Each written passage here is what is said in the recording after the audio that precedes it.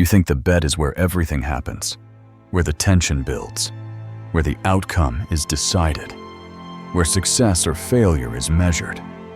You were taught that pleasure is mechanical, that if you do the right things in the right order, with enough effort, the result will follow. So you focus on the physical, on technique, on performance. And the harder you try, the more confused you become when something feels missing. Because here's the contradiction no one prepared you for. Most women finish long before they ever get there. Not physically, but mentally. And once that moment passes, nothing you do afterward can replace it. This is where men quietly lose ground. You assume climax is something you cause, that it's built through action. But for women, the decisive moment often happens before touch even matters. It happens in her head, in the way she lets go, in the way her attention collapses inward. And if that shift never occurs, the body stays disconnected no matter how skilled you think you are. This is why so many men keep escalating effort while getting less response. More movement, more trying, less effect. The unsettling truth is that while you're focused on the bed, she's already decided internally whether she's capable of disappearing into the experience or staying locked inside herself. And that decision isn't made by hands or positions. It's made by how safe her mind feels to loosen control. The men who never understand this mistake silence for consent and effort for depth. They keep pushing forward, unaware that the real door was never physical to begin with. Sit with that discomfort, because if climax doesn't start where you thought it did, then everything you've been optimizing for might be aimed at the wrong place. The male misunderstanding of female pleasure starts with a simple assumption that feels logical, but ruins everything. Stimulation creates pleasure. You believe that if you touch the right places, apply the right pressure, escalate at the right speed, pleasure will inevitably follow. That model works for you, so you project it onto her. And when it fails, you assume the problem is effort, skill, or timing. So you do more, you try harder, and the gap widens. Here's the reality most men never learn. For women, pleasure is permission-based, not touch-based. The body does not lead the experience. The mind does. Her body does not open first and pull the mind along. It waits. It follows only after her mind had decided it is safe, allowed, and free to let go. Without that internal permission, stimulation stays surface level. It can feel pleasant, but it can't become consuming. This is why two men can do the same things and get completely different responses. One meets resistance. The other meets surrender. The difference was never technique. Male pleasure is mechanical escalation. More intensity creates more sensation. The system is direct, linear. Female pleasure is psychological surrender. It requires a dropping of control, not an increase of input. And surrender cannot be forced. The moment she feels observed, evaluated, or expected to respond, her mind tightens, control returns, and control blocks depth. You can keep touching her body, but her attention is no longer inside it. This is where the experience fractures. You feel like you're present. She feels like she's being worked on. You're increasing stimulation while she's increasing awareness. And awareness is the enemy. Awareness keeps her in her head, monitoring how she sounds, how she reacts, how she's supposed to respond. That internal narration disconnects her from sensation. So while you're focused on physical escalation, she's managing herself mentally. This is the line that explains why effort so often fails. You're touching her body, while her mind is still locked, and no amount of physical input can unlock what hasn't been given permission to open. Until her mind disengages from control, the body will never fully follow. This is why men who understand female pleasure stop chasing response and start removing pressure. Because pleasure for her doesn't begin where you were taught to look. It begins the moment her mind decides it doesn't have to stay guarded anymore. Female climax doesn't begin where you've been taught to look for it. It doesn't start with touch, movement, or escalation. It begins in a far quieter place, imagination paired with emotional safety. This is the real location most men never reach, because it doesn't respond to effort. It responds to permission. The moment her mind feels allowed to drift without being managed or judged, the experience changes direction entirely. The first layer is mental permission. This is the invisible gate everything passes through. She stops monitoring herself. She isn't checking how she sounds, how she looks, or whether she's responding the right way. There's no self-judgment running in the background, no performance to maintain. The moment she feels watched, evaluated, or subtly guided toward an outcome, that permission disappears, her mind tightens, and control returns. Without mental permission, nothing deepens. Sensation stays shallow, fragmented, unfinished. The second layer is narrative immersion. Once permission exists, her mind enters a story, not a sequence of actions, but an internal narrative where anticipation becomes more powerful than what's actually happening. This is where most men lose her without realizing it. You focus on the moment.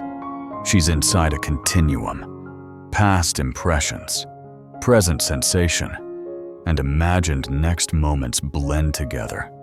The experience stops being about what you're doing and becomes about what she's feeling herself becoming. In this state, imagination amplifies everything. Action becomes secondary. The story carries more weight than the stimulus. The third layer is loss of time awareness.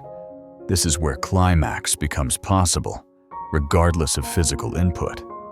She's no longer thinking about outcomes.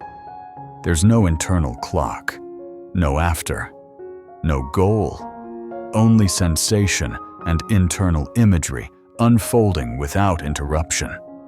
Time collapses because self-awareness collapses. And when self-awareness dissolves, the body finally follows.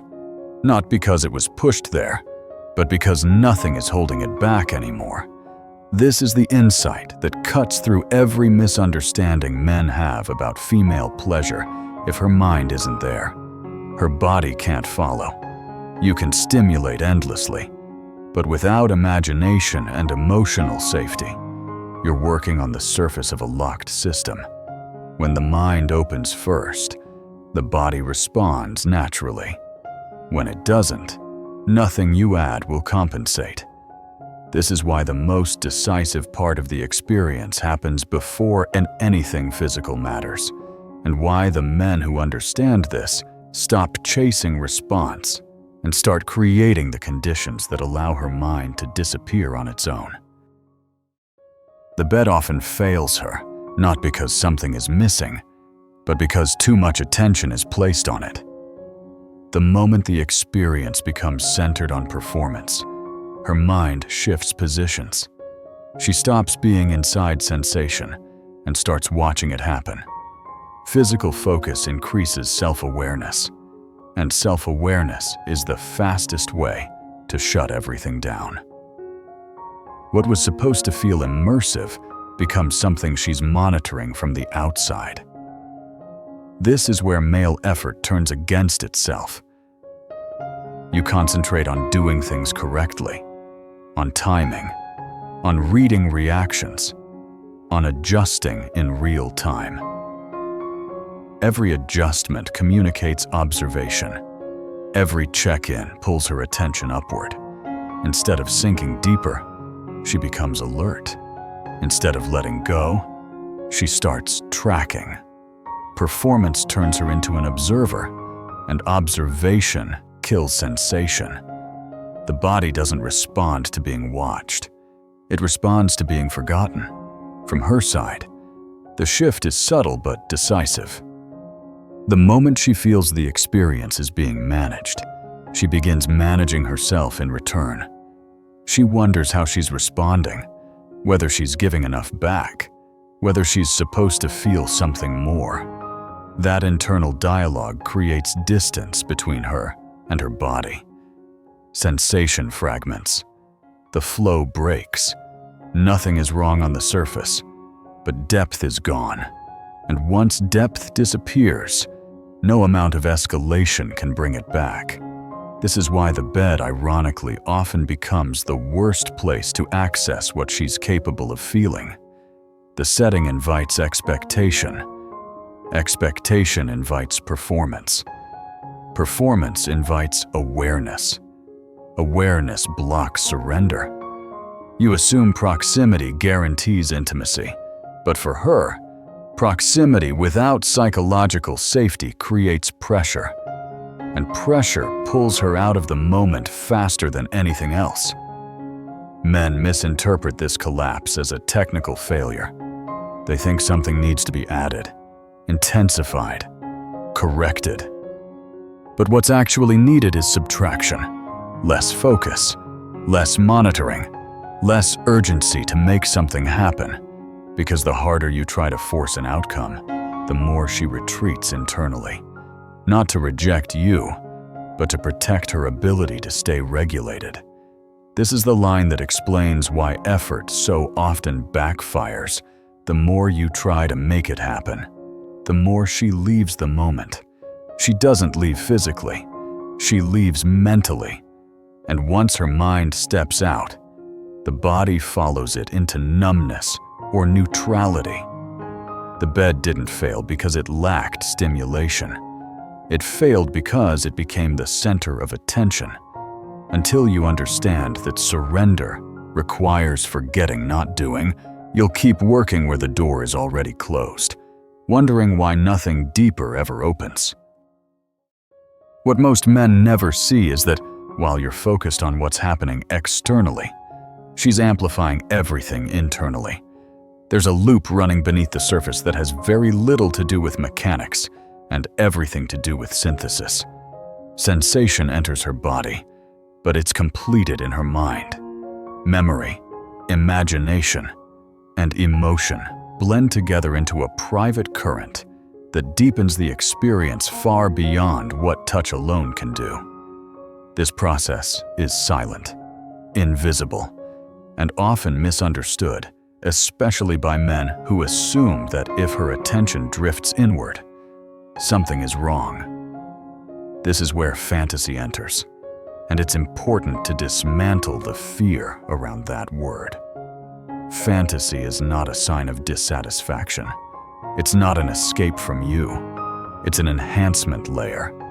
Her mind takes fragments how she feels in her body, the emotional tone you've set, echoes of past sensations, imagined continuations, and fuses them into something more immersive than reality can provide on its own. This doesn't mean you weren't enough. It means her system is doing what it's designed to do: intensify. Men often panic when they sense this internal shift. You think presence means full attention outward, but for her, depth requires inward movement. The more she disappears into herself, the more powerful the experience becomes. Trying to pull her back into the moment with words, checks, or adjustments interrupts the loop. It collapses the internal narrative she was building. You mistake withdrawal for disengagement, when it's often the opposite. This loop is why women can experience overwhelming intensity even in stillness. The mind replays, stretches, and layers sensation in ways the body alone cannot. Emotion adds color. Memory adds texture. Imagination adds scale. And together, they create a depth that no physical escalation can replace. This is also why interruptions feel so jarring. You're not just stopping an action, you're breaking a story mid-sentence. This is the line men need to hear. Without defensiveness, her mind isn't escaping you, it's completing the experience. When you understand that, you stop trying to anchor her attention outward. You stop competing with her imagination. You realize that your role isn't to dominate the moment, but to create a container where her internal world can deepen without being pulled back into awareness. And when that loop is allowed to run uninterrupted, the intensity she experiences far exceeds anything you could have produced through effort alone. Some men are remembered as good enough and forgotten just as quickly, and they never understand why. They did everything right. They learned techniques. They paid attention. They put in effort. And yet, the impact never lasted. This is because effort alone doesn't create imprint. What makes an experience memorable isn't how well the body was handled. It's how uninterrupted the mind was allowed to go. The first mistake is over-focusing on technique. Technique turns the moment into a task, a sequence, a checklist. When you're thinking about what comes next, she feels it. And the moment she senses you operating instead of being present, her mind lifts out of sensation and starts tracking. Technique invites evaluation. Evaluation creates awareness. Awareness breaks immersion. You may be doing everything right, but she's no longer inside herself. Talking too much creates the same fracture. Words pull attention upward. They activate language, logic, self-consciousness. Even well-intended talking resets her mental state. Instead of drifting deeper, she has to respond, register, interpret. The internal fantasy loop you never see collapses the second you make her come back to the surface. Silence, when held with certainty, allows her to fall inward. Noise pulls her out. Seeking validation mid-moment is even more destructive. A glance for reassurance, a subtle check to see if she's enjoying it. That single act hands her responsibility. Now, she's managing your confidence instead of her own experience. The dynamic flips. The mind tightens. The experience shrinks. Desire cannot deepen while she's regulating you. Rushing peaks completes the sabotage. When you hurry toward an outcome, you signal that the goal matters more than the state. Her mind responds by preparing for the end instead of sinking further in. The story cuts short. The depth never arrives. And later, when she looks back, nothing stands out. This is the principle most men never grasp. Interrupting the mind collapses the experience.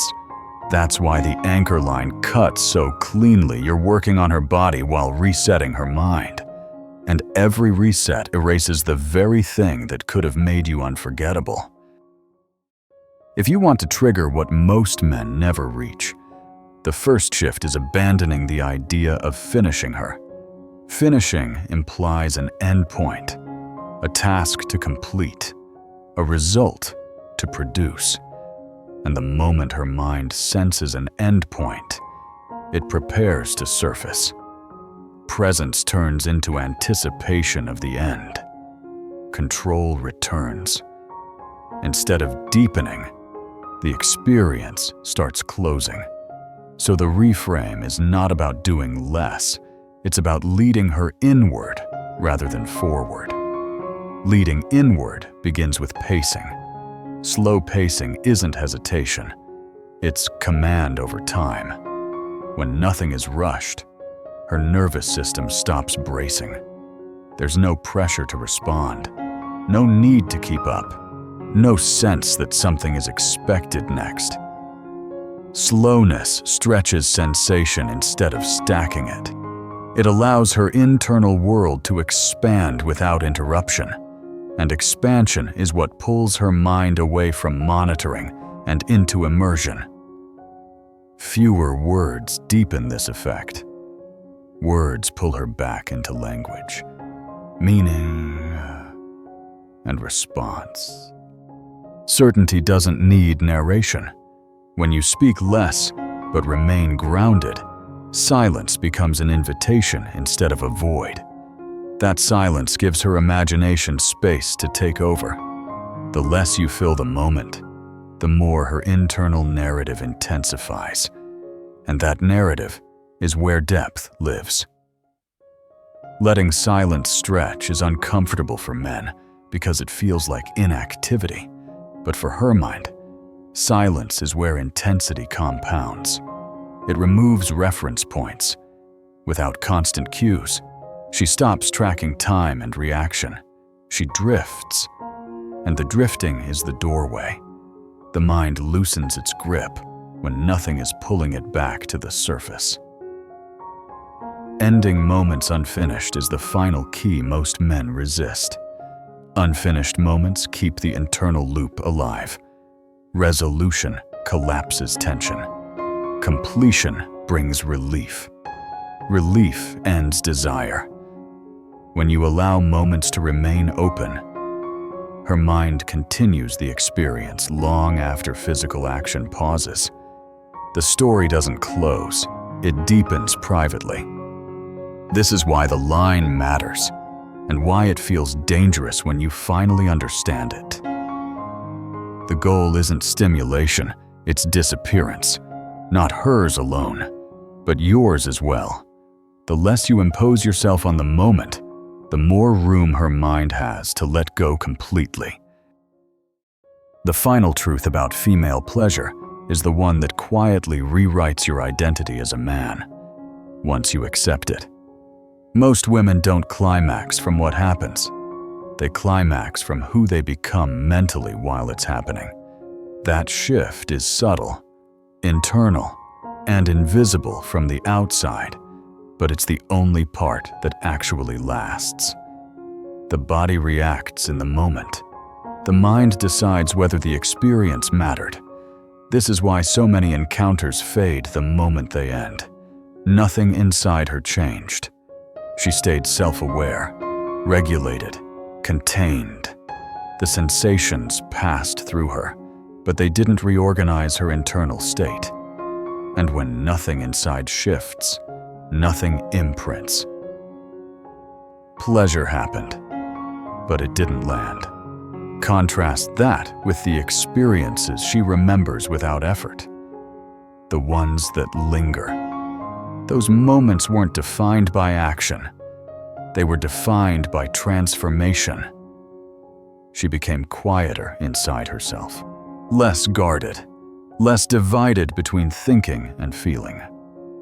That internal change is what her nervous system remembers. Female pleasure deepens when her identity softens, when she isn't performing a role or managing perception, when she isn't a participant watching herself participate. The more she forgets herself, the more intense the experience becomes.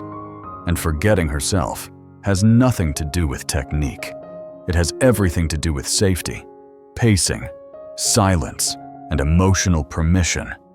The men who never grasp this keep adding stimulation, wondering why nothing accumulates. The men who do understand it stop trying to impress the body and start respecting the mind. This is where the difference between being good and being unforgettable lives. Being good means you didn't interfere. Being unforgettable means you unlocked something. You allowed her to access a version of herself she doesn't easily reach, one that feels unmonitored, uncompressed, and internally expansive. That version becomes associated with you, not because you forced it open, but because you didn't close it prematurely. This is why comparisons don't work the way men think they do. She isn't ranking actions. She's remembering states. She's remembering how quiet her mind felt, how little she was managing, how natural it felt to disappear without being pulled back into awareness. The experiences that change her internally outlast the ones that merely stimulate her externally. This is the line that should stay with you long after the video ends. The best lovers aren't remembered for what they did, but for what they unlocked. When you understand that, you stop chasing outcomes and start becoming the kind of presence that allows something deeper to happen without force. There's a quiet stillness that follows this realization, and it doesn't feel like victory. It feels like clarity. You begin to see how much of your effort was aimed at control of outcome, response, validation, and you recognize why so much of it fell flat. Not because you lacked skill, but because you were trying to do something where the real work was to remove yourself from the way. That understanding changes how you carry yourself. You become less urgent, less performative, less interested in proof. You stop mistaking intensity for depth. You stop measuring moments by reaction and start sensing whether she's drifting inward or staying guarded. And when she drifts, you don't interrupt it with reassurance or direction. You allow it. That allowance becomes your quiet strength, not passive, not absent, present without pressure, certain without demand. It's a presence that doesn't pull her toward you, but gives her space to fall away from herself. This is where intimacy stops being noisy. There's no rush to escalate, no need to narrate, no anxiety about where things are going. The experience unfolds at its own pace, and that pace is slower than instinct, but deeper than effort. You don't chase the moment where something happens. You protect the conditions where something can happen, naturally, internally, without being forced into the open. What settles in you now is restraint, but not limitation. Discernment. You understand that the most powerful experiences don't announce themselves. They leave traces, not on the body, but on memory, on identity, on the quiet recognition that something inside her softened without being asked to. And when you understand this, you stop trying to master her body and start becoming the man her mind can let go with.